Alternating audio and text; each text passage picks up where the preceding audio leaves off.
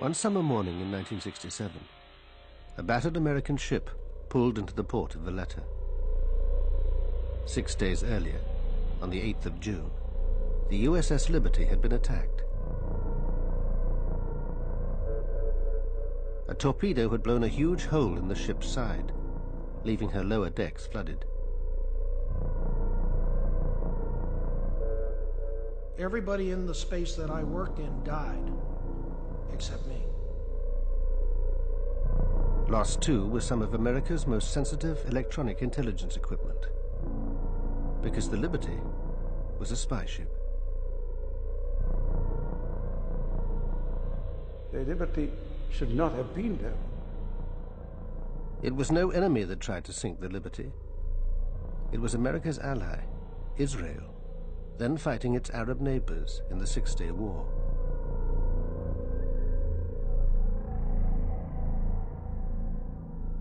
The survivors have always said the attack was no accident. We were well known, and the attack was obviously deliberate. I consider it this cold-blooded murder of American sailors that day. Yet Israel insists it was a tragic case of mistaken identity. It's very embarrassing for a military force like the Israeli Defense Forces to make such a blunder, no doubt. But we admit our mistake. That does not mean that there was any intention or any conspiracy or anything of the sort. But the men of the Liberty claim there was a conspiracy, and that it's been covered up for 35 years. If it was an accident, it was the best planned accident I've ever heard of.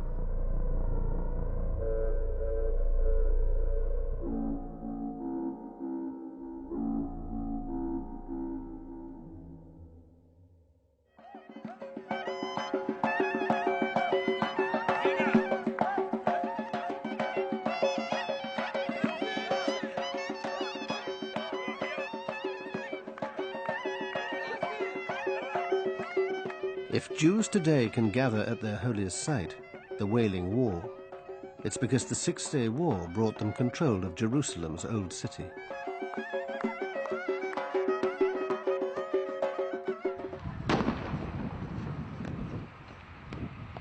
It's also brought 35 years of violence, hatred, and bloodshed.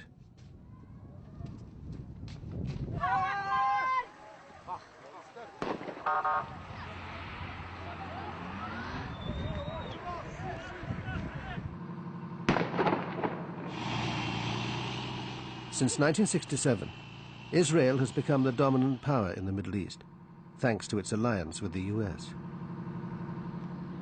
It was a turning point in our relationship with Israel. Up until that point, we had avoided being a major arms supplier to Israel.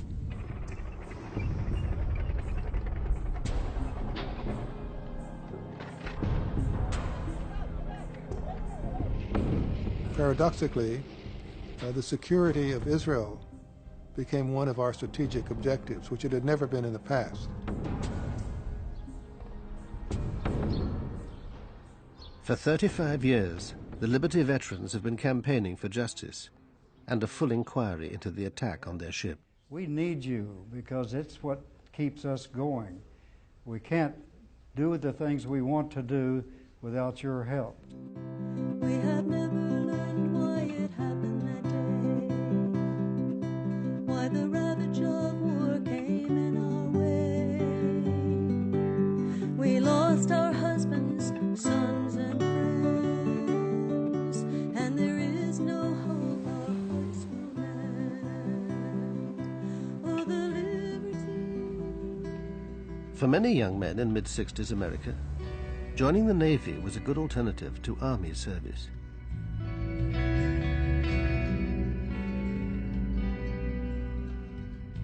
It was kind of funny. I didn't want to go. It was Vietnam. My friends were coming back in body bags, and I put it off for a month. I got a second notice, and I figured I better do something, and I went and enlisted in the Navy, and went into the Navy and 13 weeks later after boot camp, I got onto the USS Liberty. Rankowski didn't yet know it, but the Liberty would also be on her way to war. While America was distracted by Vietnam, the Soviet Union was extending its influence in the Middle East. It backed radical governments in Syria and Egypt, whose president, Gamal Abdel Nasser, had become the Arab world's chief spokesman in its struggle with Israel. Egypt was under enormous pressure at the time, pressure by their Arab partners. I remember the Jordanians calling President Nasser and telling him, "You are only bragging, you are not doing anything, you are letting down your Syrian allies," and things like that. And they saw it as a necessity to do something to help.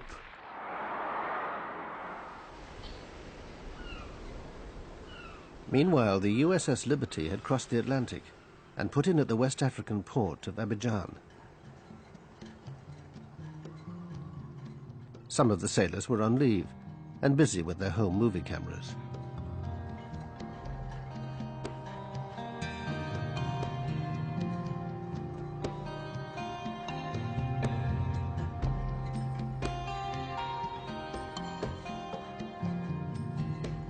The Liberty was an unarmed ship designed to listen in on electronic communications and pass intelligence on to the highest levels of the US government.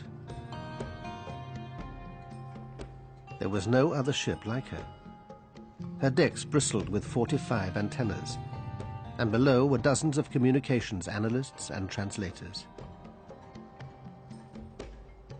If it was broadcast on a radio wave, we could receive it at any frequency, low frequency, high frequency, medium frequency, very low frequency. If it was out there, we could receive it. If we were listening and we heard a signal, and when we looked at it, we couldn't understand it, it was encrypted as well, we'd send it back to NSA and let them hit it with their computers. NSA, the National Security Agency, is America's top secret organization for handling electronic intelligence. From its headquarters outside Washington, it controlled the Liberty as she cruised slowly along the west coast of Africa. In May '67, Nasser moved thousands of Egyptian troops into the previously demilitarized Sinai Peninsula. Israel and Egypt now confronted each other head-on, though the saber-rattling didn't mean war was inevitable.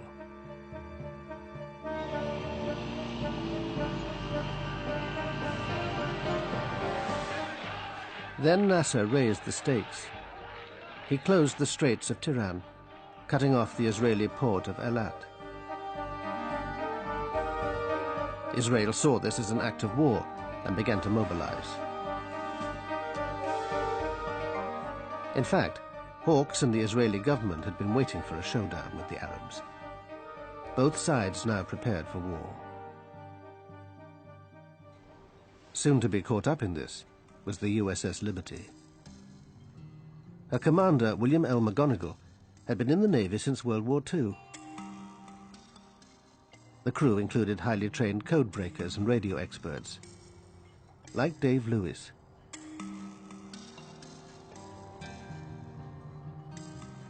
I was the research officer on the research ship. The commanding officer drove the ship. The executive officer was his assistant, and I was in charge of the 195 security group personnel. We were sent around the world, wherever there might be a hot spot, to see if we could determine what was going on and if the United States desired any intervention of any sort. Life aboard the USS Liberty was like no other naval life. And in the 1960s, ships of that ilk operated independently. The commanding officer of the USS America, which was the flagship of the Sixth Fleet, didn't keep track of a ship that was sailing all by itself. When we were off duty, when the sailors were off duty, we went up topside and sunbathed. I mean, we wore pressed, starched, creased uniforms and spit-shine shoes, and our fingernails were never dirty. I mean, we were slick. McGonigal, he was a terrific person. We always on Sunday had a cookout on the fantail of the ship.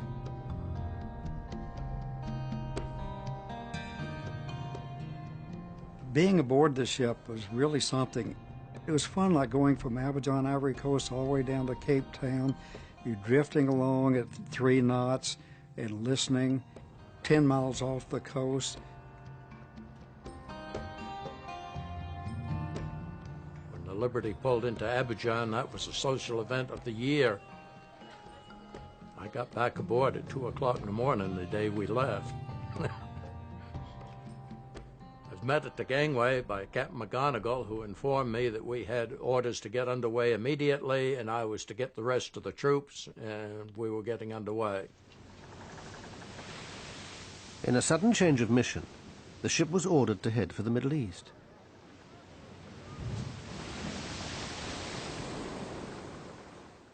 "5,000 miles away in Washington, Israel's hardline spy master, Meir Amit, was making a secret visit to his friends in the CIA and the Pentagon. Amit's key meeting was with Robert McNamara, the U.S. Secretary of Defense. Amit wanted to know whether the Americans would back Israel if it struck the first blow. But the two men have very different memories of their encounter. I told him, look, we don't want even one soldier from you. All what we want from you to stop the Russian coming into the arena, and number 2, to help us after the war. So when I finished, he asked me 2 questions. 1, how long it will take? I said 1 week. How many casualties? I told him less than the War of Independence. So I asked him, Mr. Secretary, what do you advise to me? Can I go home now or stay here until things will clear up? He said, no, you go home, your place is there now. I drew the conclusion that it was a green light. Absolutely not. Because at that point, President Johnson and I and Dean Rusk had fully agreed that we must keep the U.S. in a position where if Israel called on us for military assistance to turn back the attack by Egypt and possibly turn back an attack by Egypt with the support of the Soviet Union, we had to be in a position that we could obtain the support of the American people and the Congress for applying military force in support of Israel. And we would not have that support if Israel had attacked Egypt. So our position was, no, don't initiate the attack. And I have no basis for believing that the Israeli you spoke of received any other indication from me than that. That same night, a young NSA linguist named Alan Blue was suddenly dispatched to join the Liberty. He was called in the middle of the night, around 2 o'clock in the morning, and he left the house. He went to NSA, and at noon the next day, he was on a plane to Rota, Spain. I'd never seen him that way. He was almost teary. He clung to me like he didn't when he had taken prior trips. Alan Blue met the ship at the Spanish port of Rota. By now, the crew had been told they were heading for the Gaza Strip. We knew that from the daily news that the Arab-Israeli situation was getting more and more hostile. That so far there was no war, but it looked to anybody who read the newspapers that there would soon be a war, and so we were sent out there, obviously, to listen to what was going on. Early on the morning of Monday, the 5th of June, Israel went to war. Its planes pounded airfields in Sinai and the Suez Canal zone, destroying most of Egypt's air force. These are the original shots taken by the gun cameras during the attacks on the Arab airfields.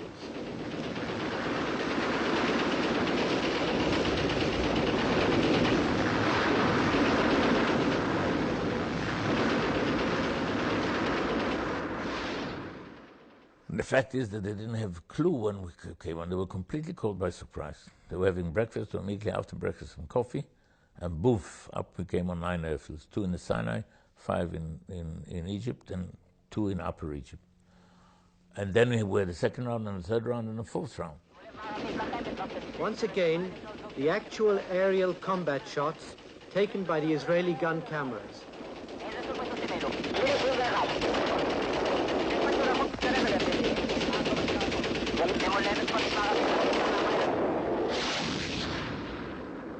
Meanwhile, the Soviet Union was boosting its military presence near the war zone. It moved 20 warships into the eastern Mediterranean. In response, the Pentagon ordered the 6th Fleet to keep all aircraft and ships at least 100 miles away from the coast. But one vessel received no such message. The USS Liberty steamed on towards the Sinai coast. We were told there was no need to worry. We had asked Commander 6th Fleet for an armed guard to go along with us, a destroyer. He sent the message back saying we were in international waters, flying the American ensign. There was no need for an armed escort. The Liberty was approaching a scene of total Israeli victory. On the 3rd day of the war, they'd taken the West Bank. But the big prize was the capture of Jerusalem's old city. I was elated when I heard it. Jerusalem, every Jew prays, I think, every day next year in Jerusalem. That evening, the Liberty arrived at her destination, off the Sinai coast.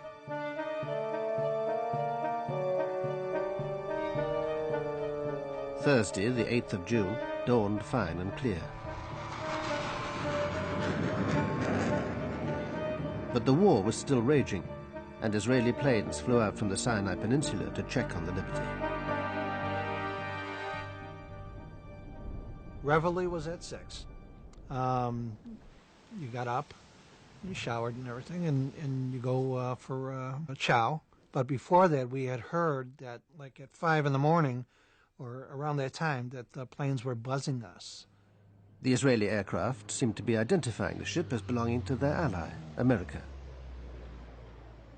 There were about 9 different occasions that airplanes came out, and probably 12 times that were circled, 12 separate orbits of the ship during the morning. Lloyd Painter relieved Ennis as officer of the deck. He too was reassured by the presence of the Israeli planes. I remember vividly looking out through the portholes, looking down on the 01 level, and seeing all the officers sunbathing. And at the same time, we were being overflown, and I remember feeling very good and very warm inside that we were safe. They knew who we were. We were not a stranger out there that day. Confident that the Israelis knew who they were, the Liberty men relaxed. A new flag was flying, visibility was perfect, and they'd received no orders to leave the area. That sense of security was about to be brutally shattered.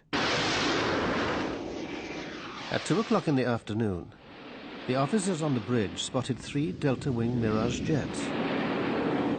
I saw them come at us. In fact, I was looking through the porthole when the jets came down and leveled off on us at attack attitude. To my surprise, there were red flashes under the wings, and missiles, rockets started hitting the ship. But the portholes were blown out instantly. Mine in my chest, the fellow next to me got it in his face, and we all went down on the deck with the force of the concussion from the glass.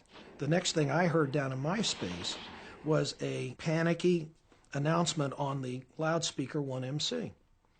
General quarters, this is no drill. General quarters, ship is under attack. And you hear ping, ping, ping, ping. The decks above were being shredded. Attempts to send an SOS message failed. The Liberty's frequencies were being jammed. You'd have to know what frequencies we were going to come up on. To know that, you'd have to know that we were an American ship. If you knew we were an American ship, you knew what frequencies we were going to be on because you knew what the fleet frequencies were. Duh. Hello. The attackers knew their target, but they were keeping their own identity well hidden. During the attack, no one saw any markings, and some of the men have told me later that they made a special effort to identify them, and they swear that there were no markings, that these airplanes were unmarked. They took out all of our transmitting antennas, and shortly thereafter deposited napalm on the deck. It appeared to me that it was the intent of the attacker to take out all communications and keep all people off deck so they couldn't reestablish any sort of antennas or communication system. If it was an accident, it was the best planned accident I've ever heard of. The only reason we got the SOS out was because my crazy troops were climbing the antenna string and long wires while they were being shot at. At the end of the air attack, 8 men were dead and 75 injured. But the worst was yet to come. We immediately cast off our lines and rushed out. I at least didn't know why. The sea was very calm and a bright day. I think it was around midday, or maybe a little before that, but around midday. And only on the way we were told there was an unknown vessel to the south of us, or southwest of us, and we sped over in that direction. Very soon we did see a ship, clearly a naval vessel. The last thing I remember is the captain on the intercom system saying, "Stand by for torpedo attack, starboard side." Down below the waterline, the men in the engine room got ready to die. Torpedo's coming in, it's going to open that boiler up, and you're going to die instantly. It's going to be like an atomic bomb, because that cold water, when that cold water hits that boiler, it's operating at full, there's just no hope. So all of us 19-year-olds, the best place to be is right there. You're going to get it. You're going to give it up right then and there. So torpedo attack, we waited, and they said it went by. And this went on like 4 different times. The torpedo is simply dropped into the water. You lose sight of it for a minute, and then you see the wake, and it was going straight for the ship, and we were sure that our torpedo was the one that hit. It hit, and it lifted the ship right out of the water and put it down, and we started to list 10 degrees. But it was a slow list, and it was going. And I said, my God, we're going to flip over. I was one of the fortunate ones. A temporary bulkhead wrapped itself around me, and the heat of the torpedo exploded all of the paint onto my skin. So I was black, but it was all superficial. Lost both eardrums, got my eyes burnt a little, but I survived. Almost all of the troops within 20 feet of me were killed instantly. We just went back to work and prayed that this thing was not going to flip over, or if it was going to go down, and it didn't. That's about it for now. The Liberty was now paralyzed, her power and steering control lost. But her desperate SOS message had been picked up by the American 6th Fleet, 500 miles away off Crete. Retaliation was ordered for the attack. On the USS America, 2 bombers were readied while their fighter escort was launched. Those aircraft were brought forward, and I believe they were launched before we went into Condition November. Condition November meant that nuclear-armed A-4 bombers were to be used. Incredibly, the US was about to launch a nuclear strike against Egypt, the Liberty's presumed attacker. One of them was taxied forward to Cat 1, and it was it had like a shroud around the underside of the fuselage, and it had Marine guards escorting the A4. So that was a very unusual experience. I've never seen anything like that. There was a flash message, as I recall, from one of the carriers that said they had launched ready aircraft.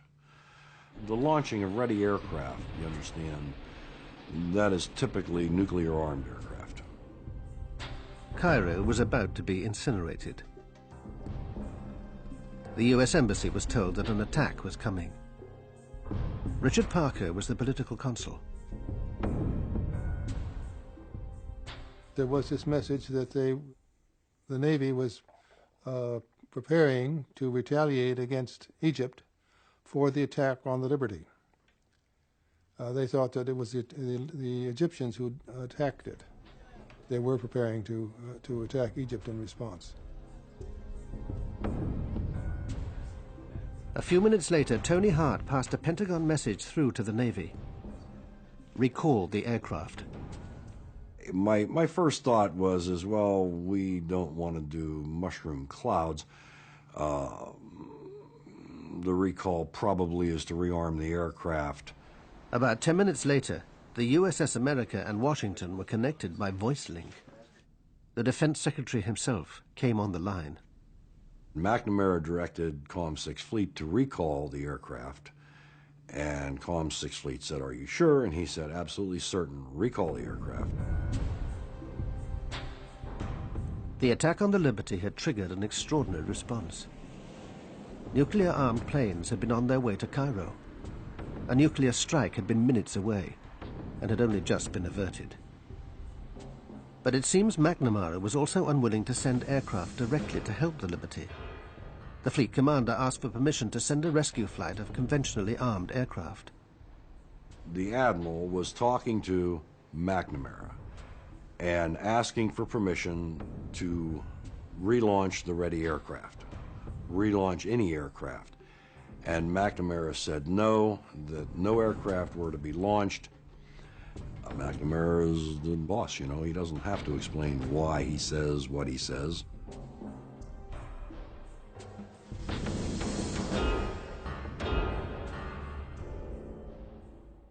Dave Lewis heard from another officer about McNamara's dealings with the Sixth Fleet. I'm Admiral Larry Geis, the commander of Task Force 60. He was very upset. He told me he knew it was going to be hushed up, and I wasn't to say anything about it, but he had to get it off his chest. That he had sent aircraft and notified Washington, obviously via the Criticom network, because it got to Bob McNamara and Lyndon Johnson, and he had the aircraft recalled by Robert McNamara. So he said he reconfigured a flight of aircraft with aircraft incapable of carrying nuclear weaponry and relaunched it. He again notified Washington. Again, Robert McNamara ordered the aircraft recalled. He challenged the order, and Lyndon Johnson came on. He said he didn't give a damn if the ship sunk. He would not embarrass his allies. Robert McNamara has never fully discussed his role in the Liberty controversy. You recalled planes sent to rescue the Liberty. I'm absolutely certain that's false. You didn't send a signal to the Sixth Fleet? Absolutely not. I don't know what the hell happened, and I haven't taken time to find out. But there are all of these claims that we sent planes, the planes were going out and then we turned them around, and that we intentionally allowed the Israelis to sink the Liberty. I know nothing about it. While the Sixth Fleet was launching and recalling its aircraft, the Liberty was still under attack by the Israeli torpedo boats. You could see these machine gun bullets going through and ricocheting off all the metal that was down there. And actually, some were going into the boiler. They're trying to explode the boiler, and they knew what they were doing. We basically were dead in the water. The word came down, prepare to abandon ship. That meant prepare only, go up and get ready, get near the life rafts. Well, I went up first, popped the hatch, looked out for the life rafts. They were either gone or burning. And at the same moment, I looked to the stern of the ship, and I saw one of the torpedo boats methodically machine gunning one of our life rafts. that had floated back. We cut the life rafts loose because they were burning or had been damaged. And they floated back behind us, and he was machine gunning the life raft. And I knew that had there been anyone in there, they certainly wouldn't be alive. It happened so fast, it didn't seem real. None of the attacks seemed real to me. I was bewildered. I couldn't understand why they would do it to us. I just didn't understand a thing at that point. These guys didn't die for anything, they just died. They were slaughtered for nothing.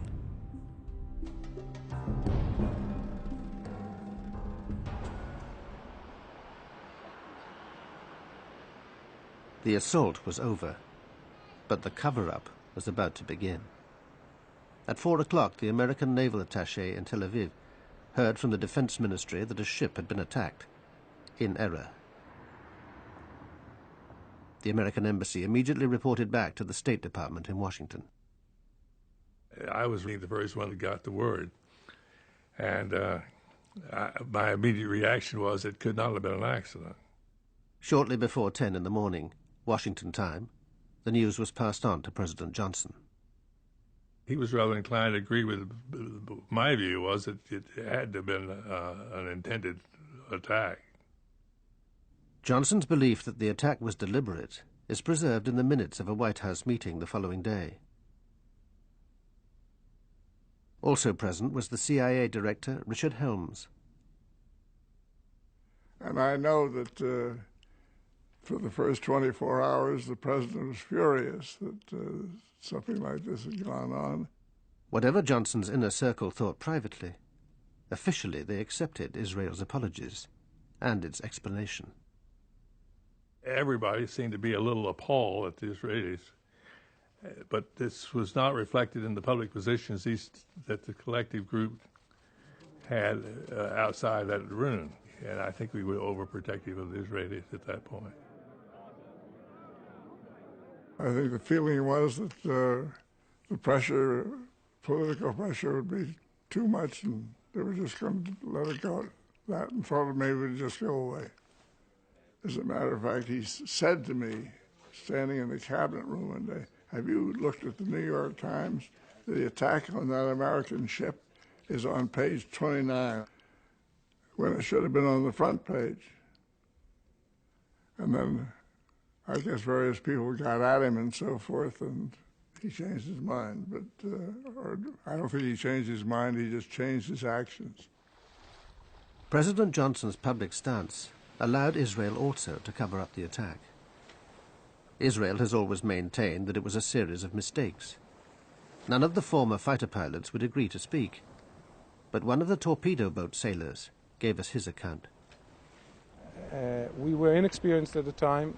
We were probably a little trigger happy, and it was a war zone. No one should have been there, and anybody who is there is doing it at his own risk.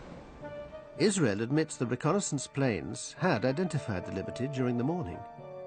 The Air Force notified Naval HQ in Haifa, where the ship's position was marked on a combat information map.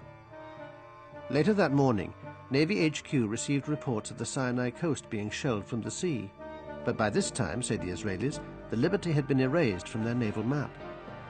When the patrol boats went to find the source of the alleged shelling, the only ship they found there was the Liberty. Then the patrol boats misread the mystery ship's speed on their radar.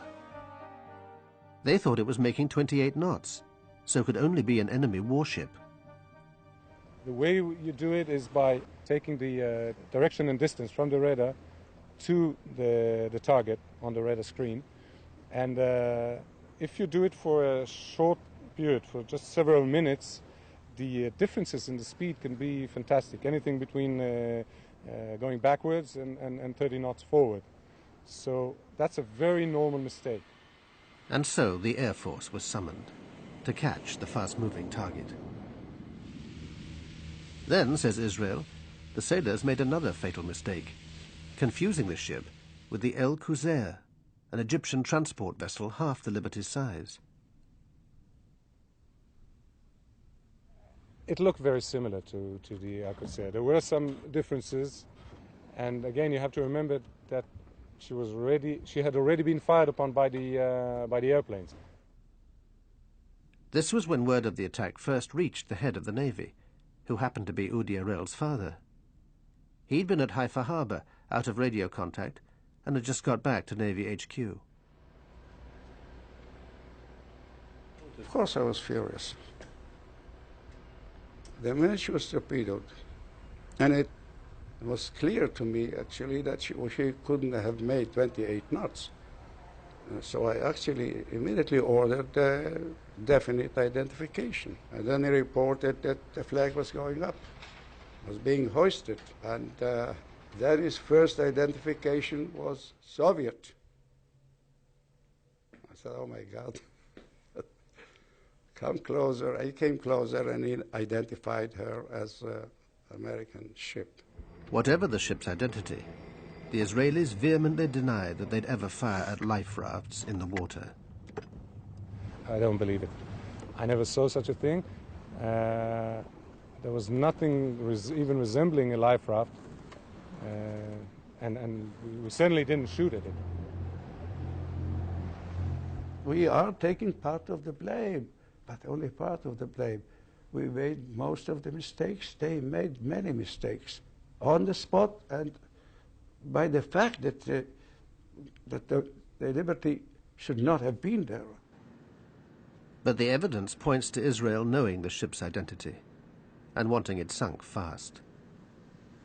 This U.S. Air Force intelligence analyst was following radio intercepts of the attack. The communications I had in my hands originated from an Israeli flight commander. Evidently, from his questioning to the ground control, one can deduce that he had been given specific orders to attack that ship before he left the ground. And when he saw it was an American ship, he questioned those orders. And he questioned those orders to his ground control. That same conversation that I had in my hands specifically noted that the ground control said, proceed with the attack. And there was still doubt in the Israeli pilot's mind. And he said, no, this is American, repeat those orders again. And he was told flat out, do attack this ship.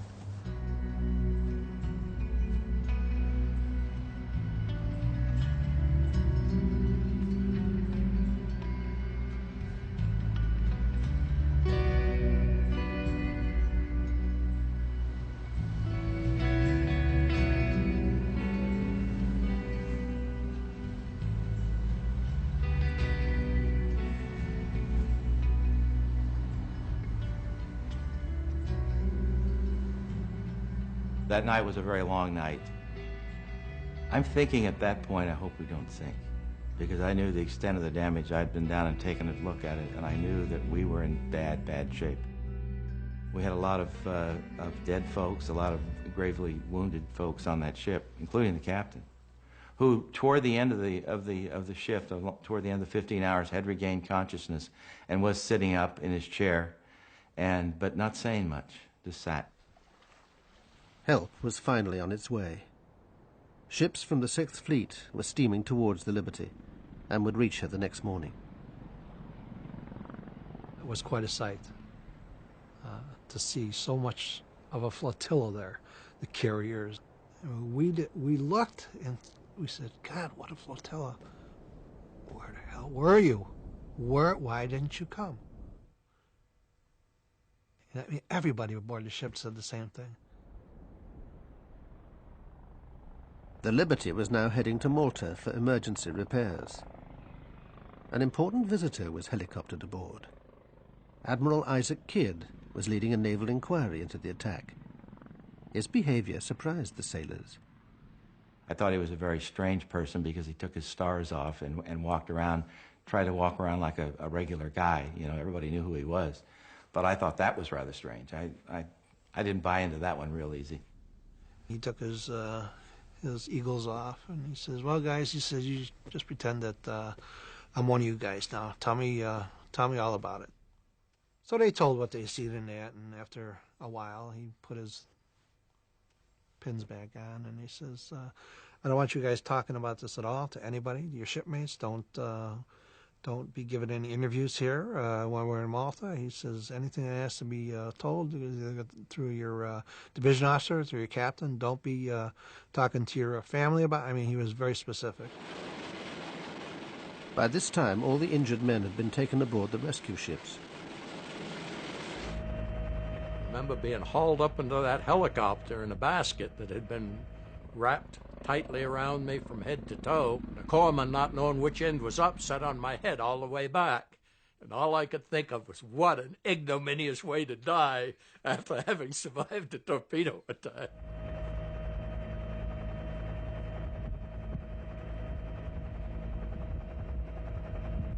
They took the wounded and the dead off and took them to the USS America, where we were then taken into their hospital area. That was when the Navy and the might of the United States Navy was really with us. Up until then, it hadn't been.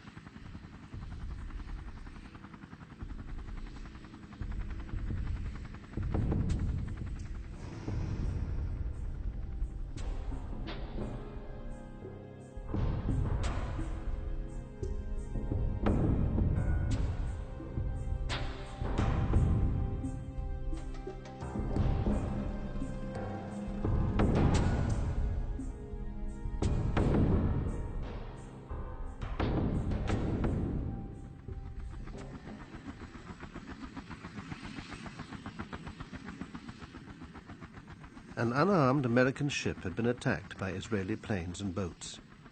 34 sailors were dead, and the US had done nothing to help. For the first time in 35 years, we can explain why. The theories cast light on the tangled web of American-Israeli relations. Some people suspect the ship might have been overhearing information on Israeli operations in the Sinai.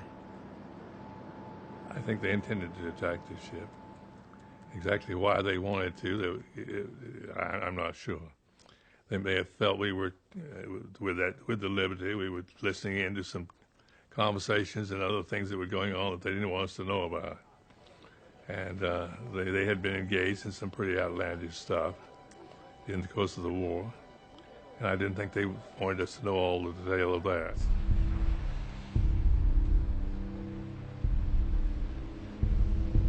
I don't think that we would have cared. America was not an enemy. There was nothing they could in any way involve us, threaten us, concern us. No. I don't even know what were the task of the Liberty. What the purpose? To find out how the war was going on? I don't know.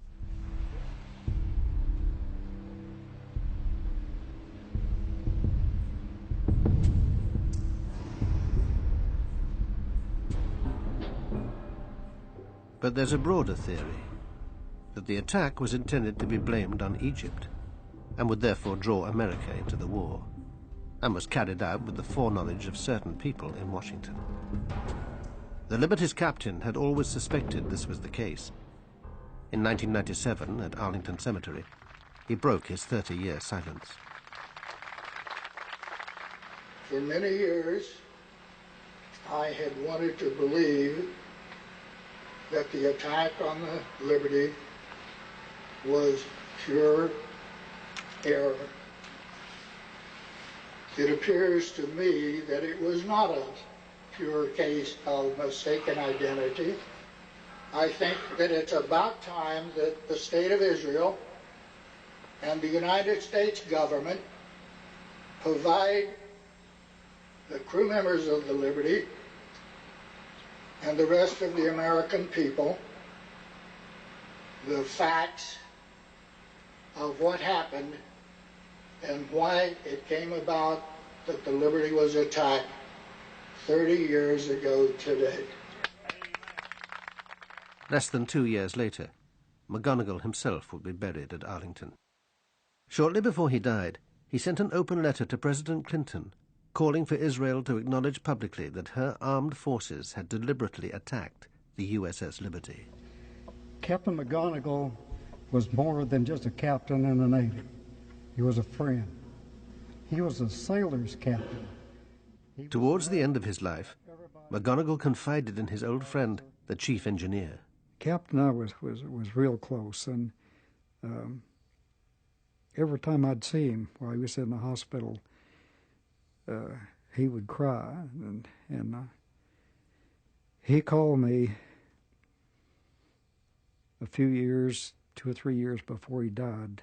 He was going to be in Washington for me to come up there, and I sat in a room with him. We chatted a while, and then he got started telling me that those SOBs really did us in, George. And I said, what are you talking about?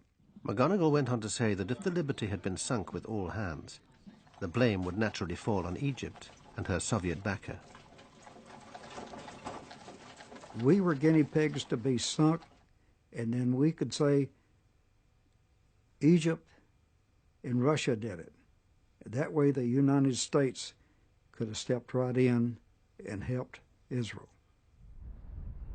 We found evidence that this was part of a larger plan hatched by Israeli and American intelligence to invade Egypt and overthrow Nasser, a plan codenamed Cyanide. A key figure was James Angleton, Israel's closest friend in the CIA, and unique beneficiary of a memorial from Mossad. Jim Ennis first came across cyanide almost by chance. I had gone to the LBJ library asking for, all Liberty documents, and this one-page paper came out of nowhere. Minutes from the 303 committee. The 303 committee was a secret group that used to meet at the old executive office building, round the corner from the White House. 303 committee was simply a device for examining covert operations of any kind and making a judgment on behalf of the president so he wouldn't be nailed with the thing if it failed. Here, in April 1967, the committee met to discuss a sensitive Defense Department project.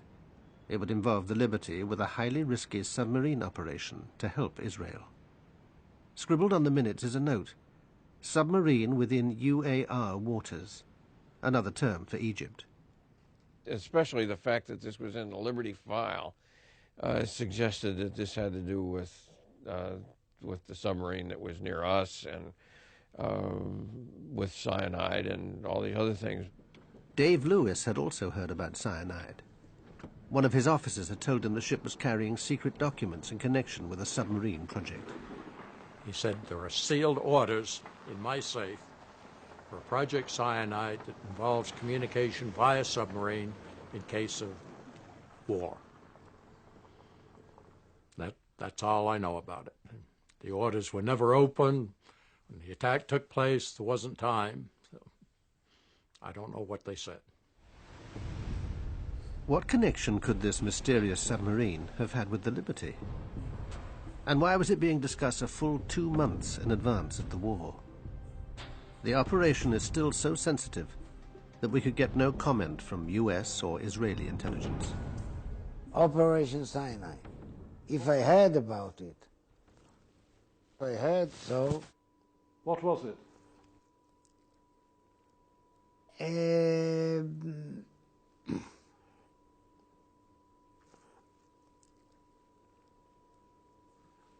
I suggest we stop the interview here. What do you say? Why you want it? Why would you not be able to speak about Operation Cyanide? It's 34 years since.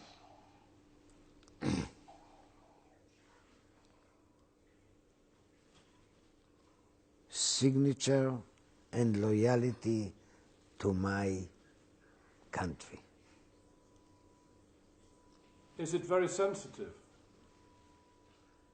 I am built so, and I know exactly what I am able to tell you, and I know exactly where I stop. And here I stop. Operation Cyanide was a joint Israeli-American venture using submarines and other covert-type intelligence gathering efforts against the UAR. But that has a logical explanation. The explanation is the UAR was totally Soviet equipped. They had Soviet advisors. The Soviet Union was our arch enemy at the time. And we were concerned in a volatile Mideast situation with the Soviet problem. We were concerned wherever the Soviets showed up.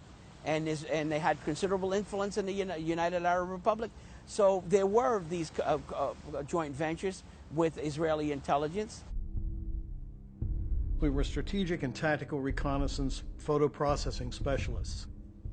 We flew probably 8 missions that day, all bomb damage assessment, all airports in disarray, lines of aircraft destroyed in place. From what we saw in that film, it was unchallengeable destruction of the enemy. This covert operation was also part of cyanide. Before the war, the team had secretly been sent to an Israeli air base in the Negev desert. The men wore unmarked uniforms and had no ID, while 4 American reconnaissance planes were disguised as Israeli. There was a hurry-up paint job done to the aircraft to identify them as Israeli aircraft, so that they would be in conformance with normal Israeli markings. No, not one single word of it is true. I don't know what is the man. I don't know. Fantasy. It's a fantasy. He's dreaming. He is making it up. Nothing. They can deny it now. Fine. Take a look at the reconnaissance information that the Israelis have that was published publicly in Time magazine, Life magazine, I think Look magazine. That was our work. The Israelis had no reconnaissance aircraft, and you can't get the detail off of gun cameras that was in those films. If it's true that America was secretly in the war against Egypt, this had to be kept quiet at all costs. Well, the implication would be very serious. I mean, first of all, it means that LBJ and his people around him had been lying to us through their teeth. And that may be a minor matter for most people, but it'd be important to us. But more important, it would mean an American participation in the attack on Egypt, a very serious thing for us to have done. And it would have, finished our relations with the Arab world for a long time to come. As it was, 6 Arab states broke relations with us.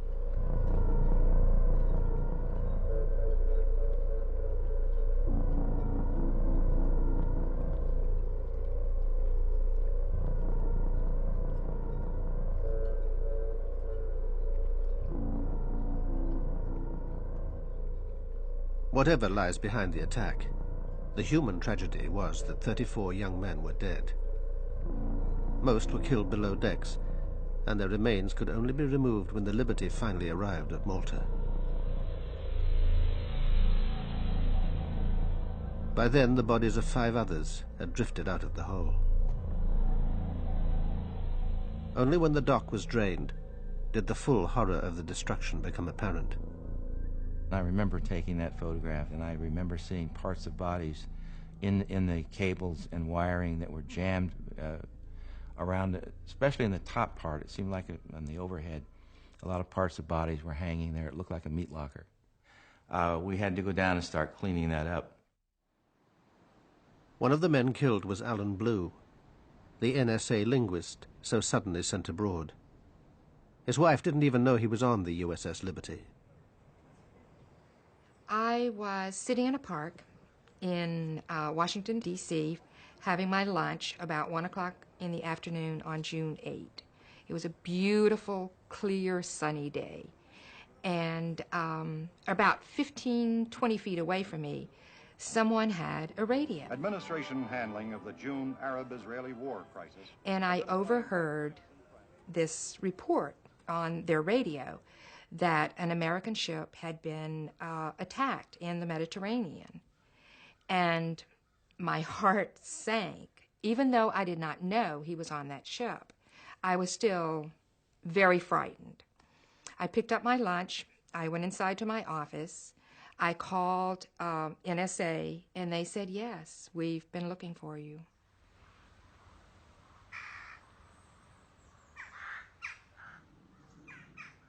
Alan Blue was later buried at Arlington National Cemetery. For the previous month, his widow had had to share her house with minders from the NSA. They told her nothing and controlled her contact with the outside world. I think they were anxious to not have any press around us at that time. No one from the NSA ever contacted me to explain what happened. There were many, many people at the service. I'm not sure who they all were. In Malta, meanwhile, the Liberty men were alarmed by the way Admiral Kidd was steering the naval inquiry. He seemed to have made up his mind in advance and was ignoring crucial evidence. I testified about 3 major items that I had witnessed. One was the captain's condition. I also testified about the armor-piercing projectiles that had been sent through our ship. And I also testified about the machine gunning of the life rafts by the Israeli torpedo boats. I testified, like I said, for about 2.5, 3 hours. I didn't know until, I don't remember, months later, that much of my testimony was never recorded. McGonigal had blacked out during the attack, so the chief engineer took command of the ship. Yet the inquiry wasn't interested in what he had to say. I got so peeved off I couldn't see straight. Before it broke up, I stood outside the door and wanted to go in there so that I could get my say in those minutes that were being taken. But he wanted to keep me out of that almost completely. The report was reviewed at the Navy's European headquarters by Merlin Starring, later the Navy's top lawyer. It didn't appear to support Kidd's conclusion that Israel had attacked in error. Well, I simply could not find an evidentiary basis for that conclusion. I had considerable trouble with the record in attempting to, as I read through it, attempting to find the evidence, the testimony, or other evidence that would support some of the findings or opinions or conclusions that the Court of Inquiry had drafted and had reached.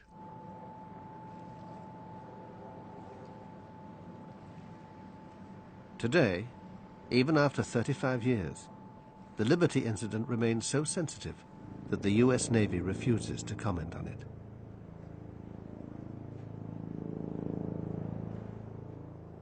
I think there was a cover-up. I think there were details known from talking with some of those crew. It was pretty bad. How can my personal view be other than my American view, which was that they intended to attack this ship, and there's no excuse that can be found for their saying that this was just a mistake? Most importantly, President Johnson, like Richard Helms, would also have been getting the radio intercepts. It's like a cable or a telex, right, that was sent to all the intelligence agencies and to the White House at the same time, because it was an American ship being attacked by a friendly power. Anything that's inimical and dangerous to the United States that the president has to see on a near real-time basis, he has to receive it. Did Johnson order a cover-up? No, that I'm aware of. But people were sworn to secrecy. The naval inquiry is regarded by many as incomplete. You ask McNamara about those questions, I'm not going to answer those.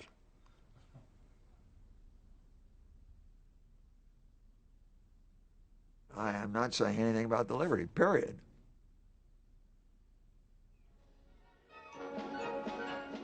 In Israel, it was soon business as usual. An inquiry attended by the Navy chief, Shlomo Arel, concluded that the attack was mainly due to a series of Israeli blunders. Despite this, nobody was charged or court-martialed. They didn't find anyone guilty of committing any crime or negligence or whatever. But this is, I don't want to make apologies for that, because it was outside my jurisdiction.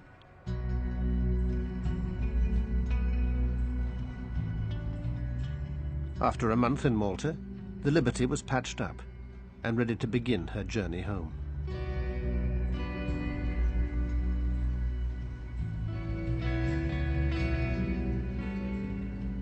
It was pretty eerie because we had to stand watches different times down where the torpedo had hit. We had to check for leaks, and you could smell the fuel oil, and it was so eerie. You know, your shipmates were just down there, and you'd swear that they were talking to you.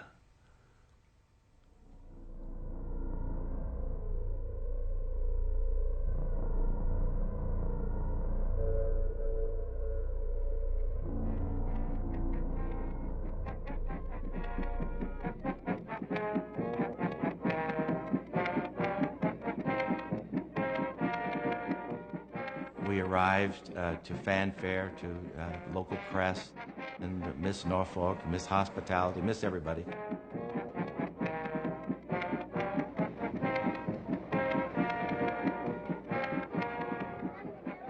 Anyway, they got us in and got us tied up, and all inside was nothing but just shell of a ship. Nothing was left. One of the things that bothered me for years was coming home. I'd survived all that other stuff, but the coming home part and facing people who'd lost their loved ones, that was very difficult. Very, very difficult. The men had been ordered never to talk about the attack under threat of court-martial. Now the Navy scattered them, and no two were posted together. Even their medals were awarded secretively. I remember receiving my Purple Heart in the captain's office in Bremerhaven, Germany, and with the warning, don't ever tell anyone where you got it. Don't ever. I knew at that time that things had gone terribly wrong with what had happened to us. I knew something was up, and so I basically made a decision to get out of the Navy, and I finished off my obligation, resigned my commission, and left the Navy. Captain McGonigal was given America's highest award, but with little ceremony. That's the only Congressional Medal of Honor that I'm familiar with that was not presented by the President of the United States. It's normal protocol for the President to present the CMH. It was presented by the Secretary of the Navy at the Navy Yard, a little base down in southeast Washington, rather than at the White House by the President. Well, certainly, I think it was the way that the Navy and the White House handled this was a travesty. Johnson didn't want this thing publicized. He thought it would harm relations with Israel and his relations with Jews in the United States. For Liberty, as you were commanding officer at that time. Thank you very much, sir. For the officers and men of Liberty, I accept this Presidential Unit citation, and I would add my own personal appreciation for their professional devotion to duty. Every one of our citations talks about military action, occasionally mentions enemy action, but never mentions that it was the State of Israel. For heroic achievement in connection with the unprovoked and unexpected armed attack on USS Liberty in the Eastern Mediterranean on 8th of June, 1967. A Silver Star Medal to Lieutenant George H. Golden. 3 times when told to stand by for torpedo attack. I witnessed a cover-up take place of the highest magnitude. I witnessed someone receiving the highest medal of the land, someone being promoted, someone given his choice of duty in the Navy for his silence. Nothing more, nothing less. And the silence paid off. The captain never stepped forward until the end of his life. And I only think what could have been if he'd have stepped forward in 1967. But a presidential election was coming up. Nobody in power wanted to let questions about the USS Liberty spoil relations with victorious Israel.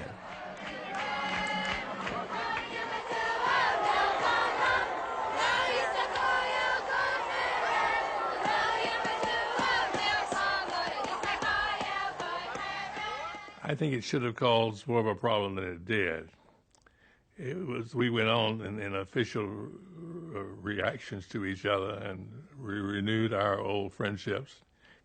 Considered we really ignored it for all practical purposes, and we shouldn't have. It was a very bad thing.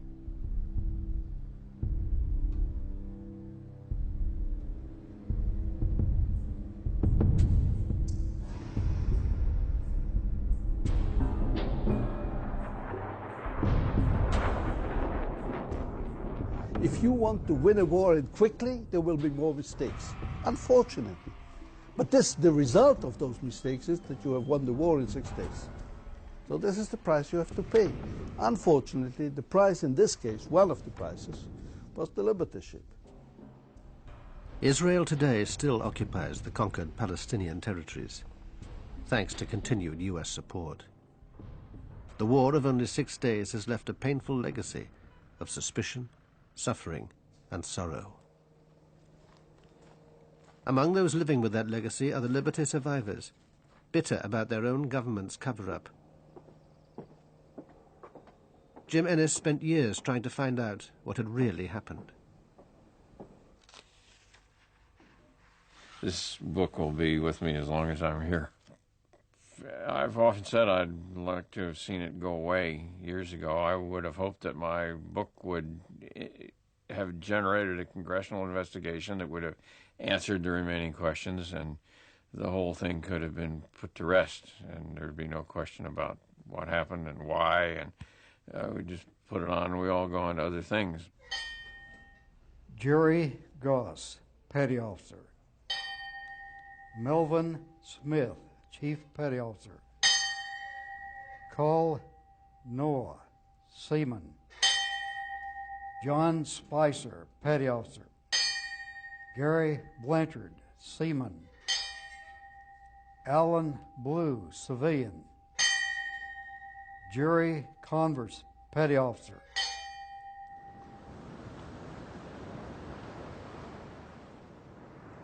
There's 34 guys that can't talk. And there's 34 families that need some answers.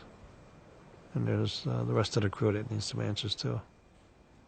I really don't have any malice against the guys who pulled the triggers, because they were the guys that were given orders, do it, because if you don't do it, you're going to be in a lot of trouble. I would like to meet those guys and see what they've had to say to me.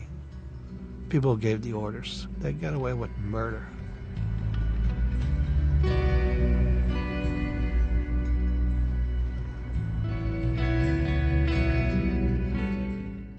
Coming up next, more from U.S. Conspiracy Week, with tension almost too hard to bear in the dramatic conclusion of The State Within. Then at 10, the dangerous relationship between the U.S. military and the arms industry in Storyville.